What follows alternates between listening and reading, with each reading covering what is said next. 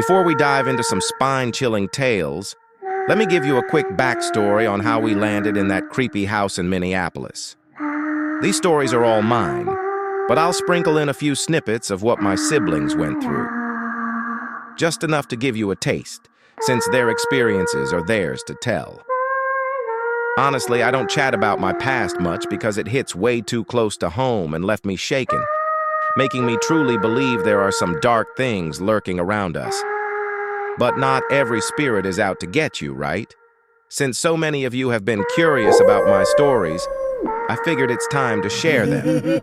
I'll break them down into a series because, trust me, they're pretty lengthy. Buckle up. I grew up in the Glenwood-Lyndale projects in North Minneapolis, spending over a decade in that familiar place. My entire childhood unfolded there, and, believe it or not, my mom welcomed me into the world right on the cold living room floor. There were whispers among the neighbors that the projects were built over an old cemetery. I can't say if it's true, but I remember as a child wandering the fields and finding large rocks with names and dates carved into them. It was a little eerie. But that's a story for another time. After so many years, the day came when we learned that Minneapolis public housing would be demolishing our home. I felt a deep sadness. Leaving the only place I'd ever known was really hard for me. We lived there from 1987 to 1999, and that was my world. Then, in the spring of 1999, when I was just 10 years old, we were moved to a lovely single-family home in the beautiful Kingfield neighborhood.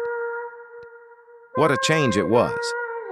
This neighborhood felt like a scene from a storybook, with its charming Victorian and craftsman-style homes and trees lining the streets like guardians. It was so peaceful, so different from the chaotic streets of my childhood. Autumn in Kingfield was truly magical, reminiscent of a scene from Hocus Pocus, full of warmth and wonder. The first time I saw our new home was with my mom. She asked me to come along to help clean and prepare the place for our big move. It was late in the day, around 5 p.m. when we arrived.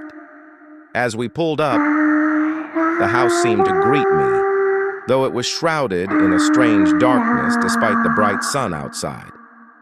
It was late in the day, around 5 p.m. when we arrived. As we pulled up, the house seemed to greet me, though it was shrouded in a strange darkness despite the bright sun outside. With its stucco exterior, brown roof, and simple landscaping, I wasn't expecting much, but my eyes were drawn to the second bedroom window above the enclosed porch.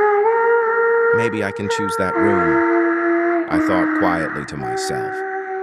We walked up to the front door, and my mom inserted the key. It opened smoothly to the porch area, and she used another key to unlock the door that led inside.